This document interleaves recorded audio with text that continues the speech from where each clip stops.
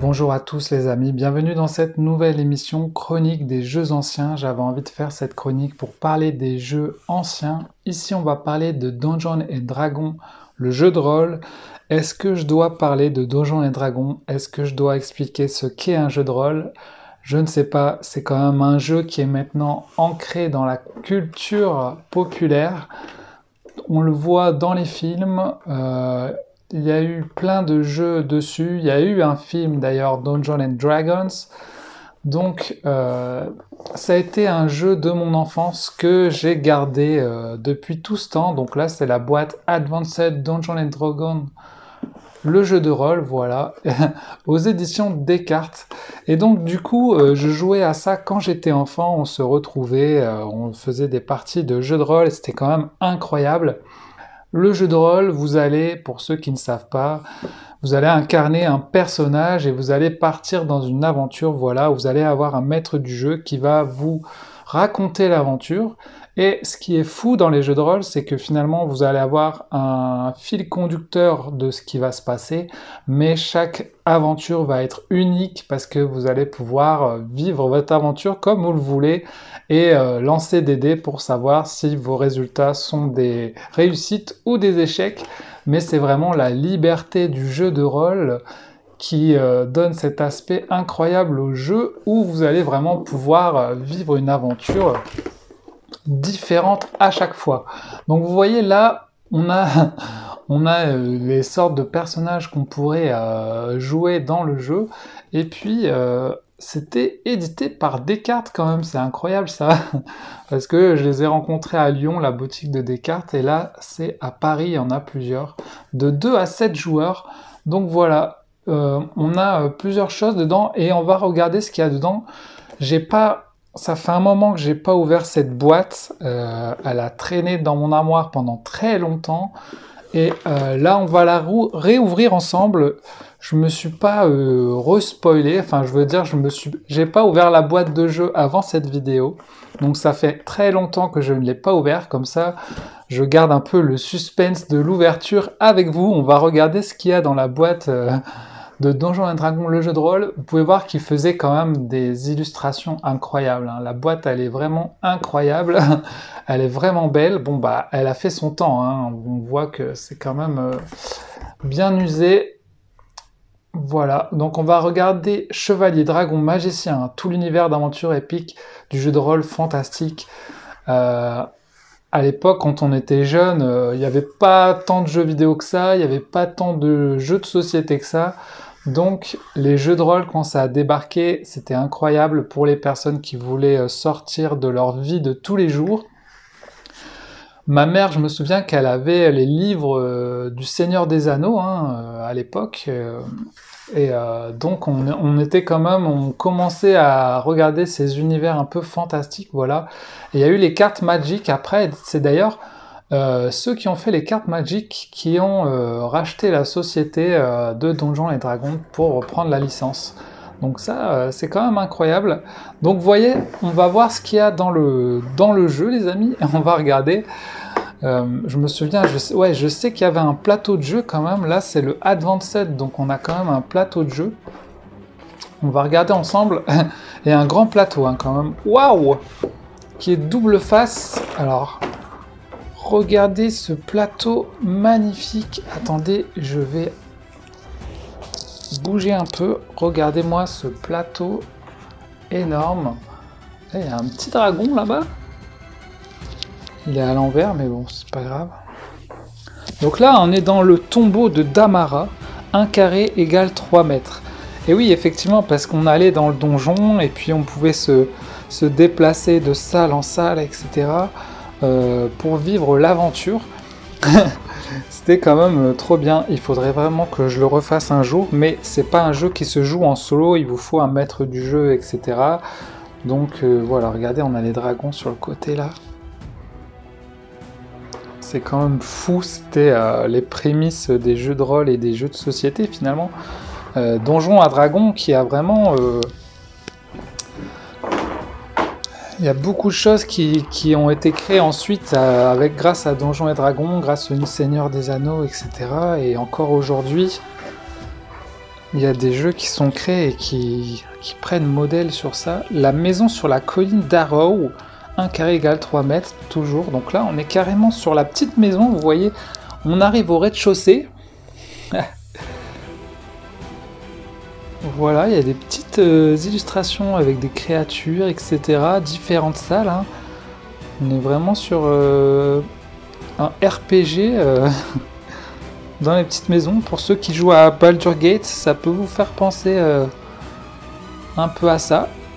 Donc voilà, on est carrément... Il y a 2 petits plateaux très sympas. Premier étage et rez-de-chaussée, voilà. Donc en très beau plateau. Voilà, on va regarder ce qu'on a d'autre. Hop. Donc regardez, malheureusement, on a les personnages ici, mais vous pouvez voir qu'il en manque un. Je crois qu'on en a perdu un au fil des années, malheureusement. On va regarder les personnages. Alors, je les ai jamais peints, ce serait bien que je puisse les peindre. Ils sont en métal, quoi. Je sais pas si je peux peindre le métal comme ça. Donc, on a un petit nain. En métal, voilà. Avec son petit bouclier, sa hache classique. Hein. On est dans les personnages classiques, mais maintenant, on dit que c'est classique, mais à l'époque... Voilà, on a un voleur. Et l'épée un petit peu tordue. Oups. Ouais, stylé hein, quand même. Il faisait des... Là, on a du figurine en métal, quoi. Ça rigole pas, hein. On a l'elfe ou le druide, je sais pas trop. On va regarder après les personnages, hein. Je me souviens plus, mais c'est les personnages classiques, hein. Oh, le magicien. Ouais.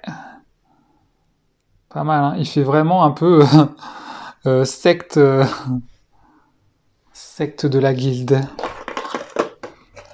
Ici, on a le guerrier. Alors là, c'est guerrier chevalier, quoi, classique. Vraiment. Voilà les personnages qu'il y avait dans le jeu. Malheureusement, il m'en manque un. Je sais pas où il est passé avec les années. Donc on a les dés de l'époque. Hein. Tous les dés, voilà, à plusieurs faces, etc. Hein. Qui maintenant sont beaucoup utilisés dans différents jeux. Donc on va regarder ensemble ce qu'on a d'autre dans la boîte. Et maintenant, vous êtes bien amusés, il vous faut davantage que la boîte d'introduction. Je veux des personnages plus puissants. Donc ils font déjà... regardez, prix éditeur 249 francs. Je veux plus de trésors. 213 francs, ils faisaient déjà les extensions, carrément. Et ouais, hein. On n'invente pas... C'est pas aujourd'hui qu'on invente... Ah ouais, regardez, là, les créatures... Les différentes créatures, elles sont connues, là, avec les yeux, le dragon, le minotaure, etc. Plus de 600 monstres. Je veux explorer le monde. Forgotten Dreams Campaign. Incroyable. 289 francs. Je veux explorer le monde. Donc voilà, une petite pub pour les extensions. Là, on a une page pour la ville. Voilà, on va pouvoir aller d'un endroit à un autre pour choisir notre destination, finalement, dans la partie. La ville de Valfranche. Donc on a la tour du Grand Mage, là où les personnages peuvent vendre des objets, écurie de vent d'Ouest, etc.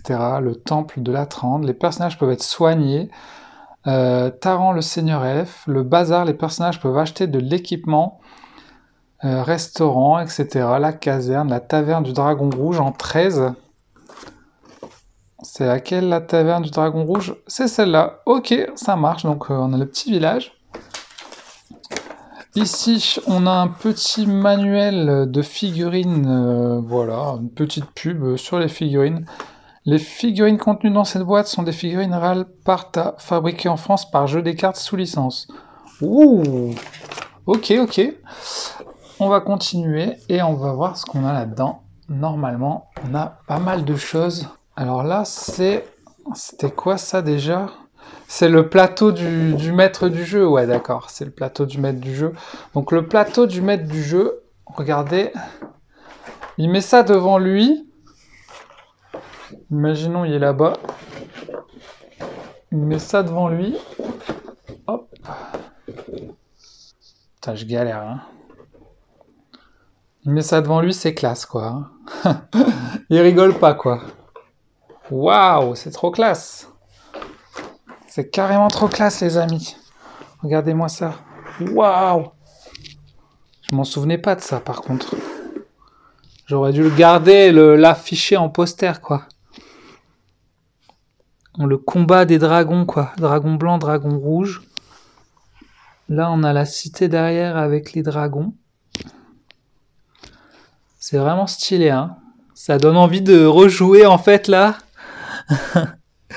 Ça donne carrément envie de rejouer. Donc voilà pour le plateau. Et derrière, vous pouvez voir qu'il y a les caractéristiques, etc. pour aider le maître du jeu.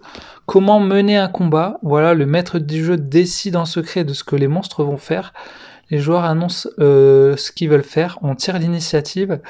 Le groupe après l'initiative lance tous les dés d'attaque. Et s'il a perdu l'initiative, il lance le groupe qui a perdu. Ouais, d'accord. Répétez ces 5 étapes à chaque round. Déplacement spécial. Voilà, vous avez toutes... Vous avez toutes les façons de jouer là, comme ça, si vous voulez jouer chez vous, ben voilà. Comment attaquer, lancer un dé à 20 faces, voilà, soustrayer le ré, lancer des dégâts. Moi, ça avait pas l'air si compliqué quand on était jeune, ça avait l'air un peu compliqué. Mais maintenant, quand je regarde ça, je me dis qu'en fait, ça va quoi. Soigner des points de vie 100 pièces d'or, guerre du poison 250 pièces d'or. Incroyable, c'est trop bien. Talent du voleur, voilà, s'il peut voler, crocheter des serrures, etc. Donc, si vous jouez en ce moment à Baldur's Gate, vous n'allez pas être dépaysé. Hop, et voilà. Il nous reste donc du coup le manuel du truc. Et ici, on a... Ah ouais, on a les fiches de personnages. Ok.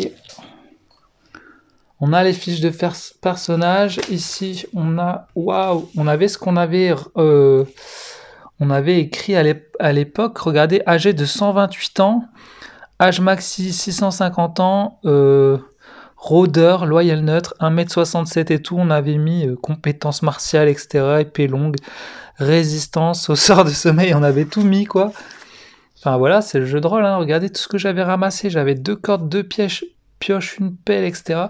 Si jamais vous n'avez jamais joué un jeu de rôle, je vous invite à le faire une fois dans votre vie, parce que c'est quelque chose finalement, ben, vous le faites une fois et pour savoir si vous aimez bien ou pas.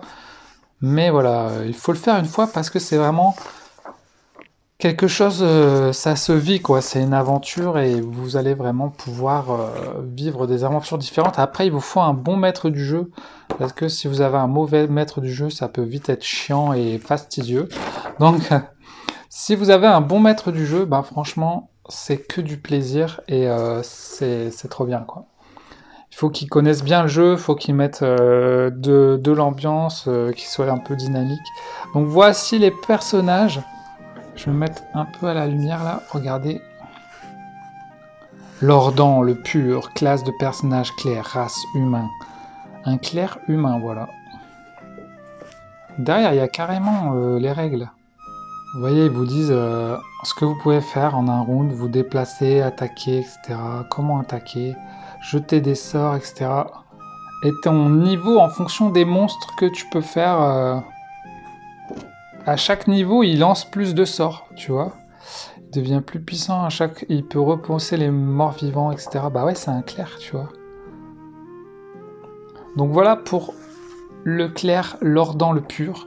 On a Beldrave le brave, c'est celui qu'on a vu tout à l'heure avec son épée, donc c'est le guerrier, quoi. Guerrier humain, voilà, il y a beaucoup de force, hein. Les guerriers ont toujours de la force, c'est normal. 10 points de vie. Il avait combien, lui, de points de vie? Attendez.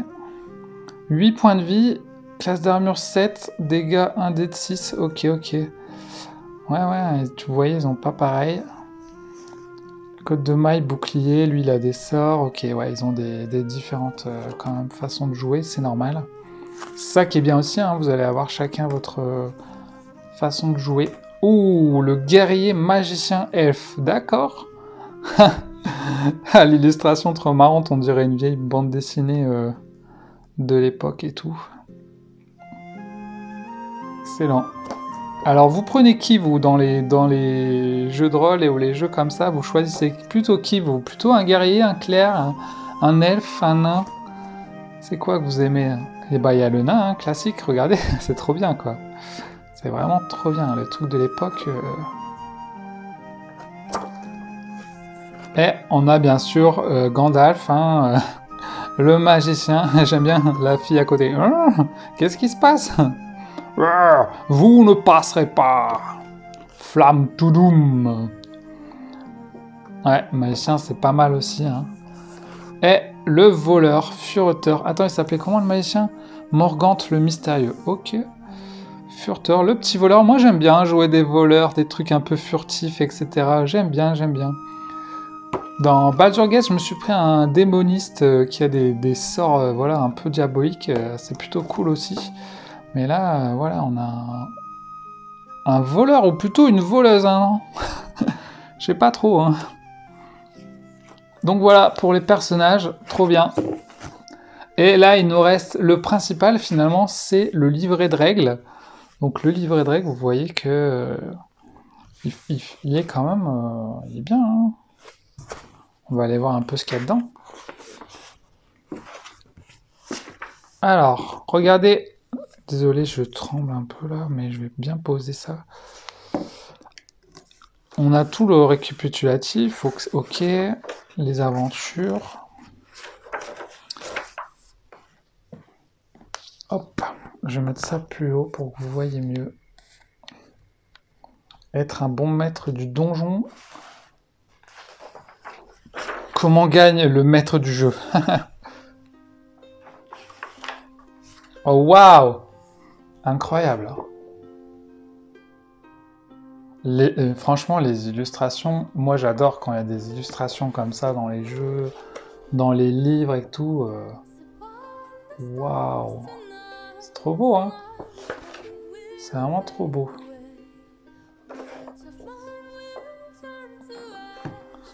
Il y avait quand même de quoi lire.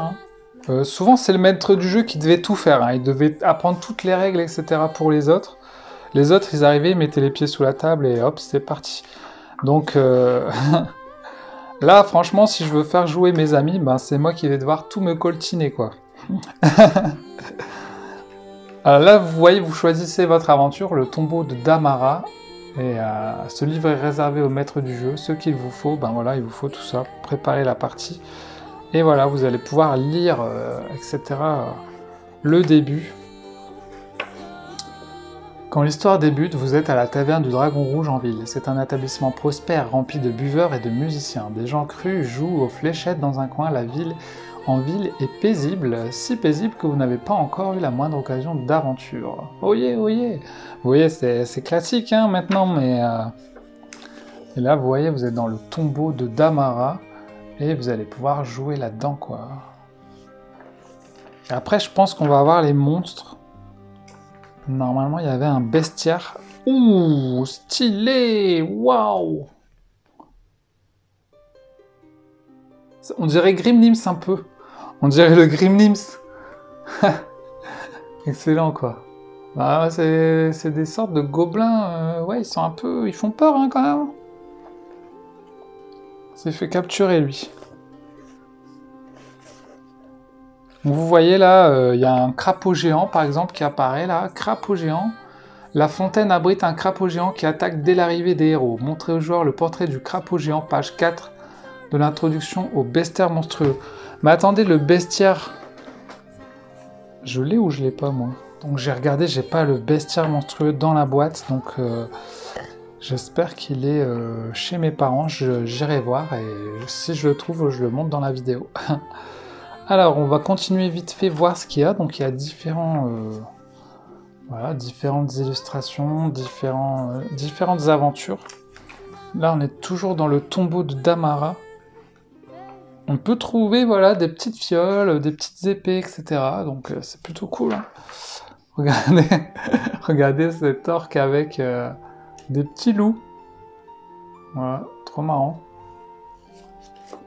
Morlot est un monstre de table dont vous devez user avec prudence. Ok, ok. S'ils choisissent le combat pour leur personnage, Morlo essaye de tuer tout le monde sans merci, avec les loups. Waouh! Ok, il est énervé, lui. Ouh, c'est quoi ça? C'est du slime. C'est le mec qui est dans du slime. Waouh! Stylé! C'est vraiment le slime énervé, quoi. Ok, il y avait les gobelins, petite chauve-souris, la momie, retour en ville, hop, le petit retour en ville, la ville de Valfranche. Voilà, on découvre certains personnages. Le fantôme de Hersemont. Ouais, ça c'est une nouvelle quête, le fantôme de Hersemont. Ok.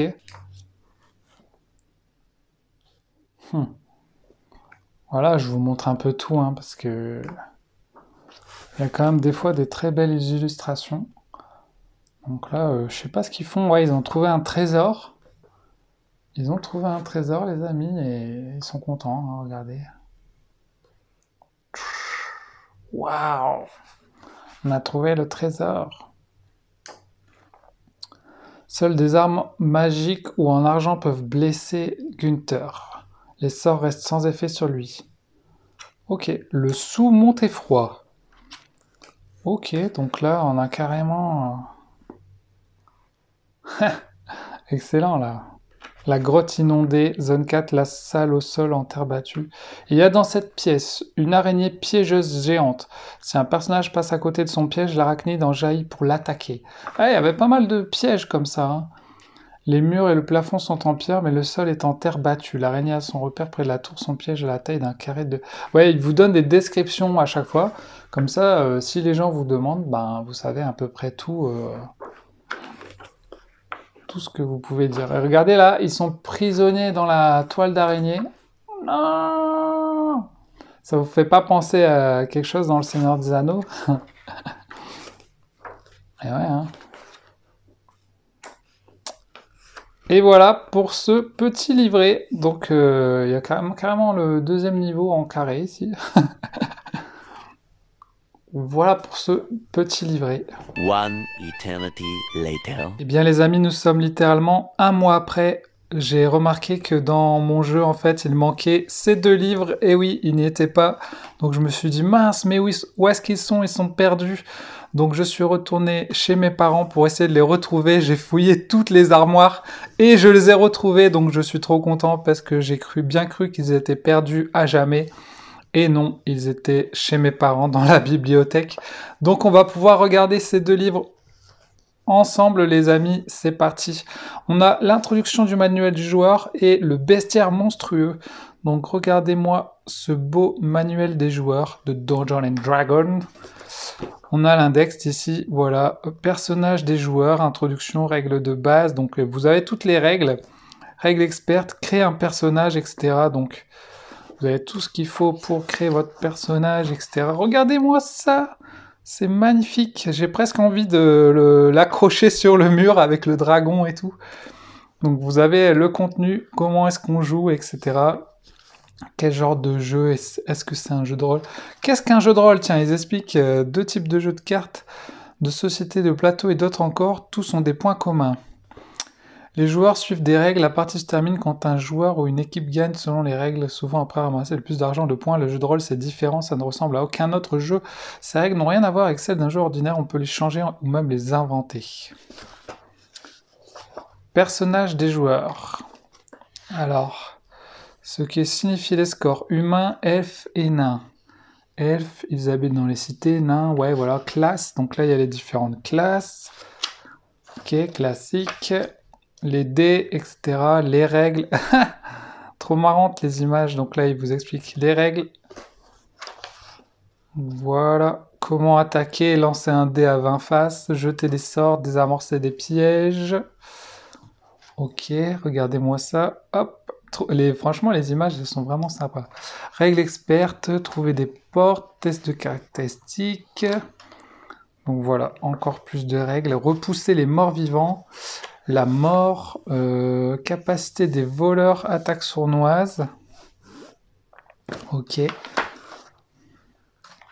y a pas mal de règles, hein. Dire enfin, on utilisait ça quand on était jeune, je suis pas sûr qu'on captait tout, hein, quand même. Je me dis maintenant ça va, je pense que j'arriverai à capter et encore il faut apprendre, il y a de quoi faire, hein, il y a de quoi apprendre. Et souvent le maître du jeu c'est lui sur qui on repose tout ce qu'il faut apprendre, etc. sur le maître du jeu. Si vous avez un bon maître du jeu ça peut être intéressant, mais bon. Guérison des maladies, etc. Donc voilà pour les règles les amis. On a carrément l'équipement avec les armes et tout. Et voici le bestiaire monstrueux. Je m'en souviens que j'aimais bien ce livre. Quand j'étais petit, je le regardais. Hop, alors. On a tous les monstres. Donc ça va de l'araignée, araignée piégeuse avec leur armure, les dés de vie, le nombre d'attaques, etc. Carrément les dragons. Dragons de cuivre vénérable. Vous voyez, plutôt stylé. Chauve-souris géante, crapaud géant, le cube gélatineux, et oui les amis. Encore un dragon rouge nouveau-né, et ouais. Ah, c'est quand même Donjons et Dragons. Un elfe noir ici. Un esprit follet. Et ils expliquent à chaque fois, le dragon rouge est cruel, méchant et cupide, etc. Tu gagnes autant d'XP si tu le tues. Ce dragon vole, mais dehors, pas dans des souterrains trop confinés. Ok, ok. Qu'est-ce qu'on a d'autre comme monstre? Alors, des petites fourmis guerrières géantes. Pas mal. Une gargouille. Un génie. Un gnoll. Un gnome. Un gobelin. Un gobelours. Une goule. Ok. Une guêpe géante. Un hobgoblin. Oh, il est pas mal, lui. L'homme lézard, le kobold. Il ressemble à ça, le kobold. Excellent. On a quoi d'autre? Oh, il est marrant, lui. La massue. Loyal bon, un homme lion allié. Accorde assistance et protection à toute traite loyal et bon. Une licorne, on a quand même des monstres alliés, quoi. Un loup-garou.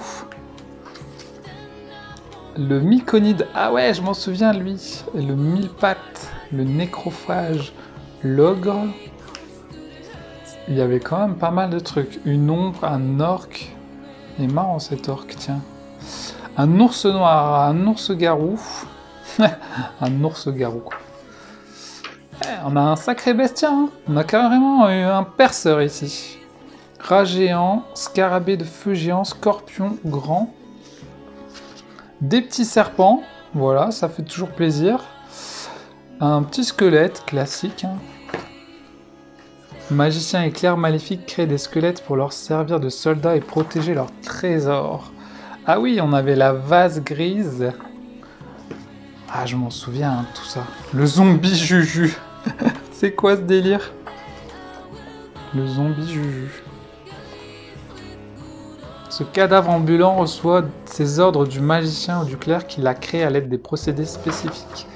Donc voilà, ensuite on a les trésors, on peut gagner des trésors, les tableaux d'objets magiques, la description des objets, et voilà les amis, et les armes. Pas mal, hein? Et voilà pour cette petite unboxing d'un jeu oublié, Donjons and Dragons, le jeu de rôle. J'espère que ça vous fait plaisir les amis. On se dit à la prochaine vidéo. Salut tout le monde!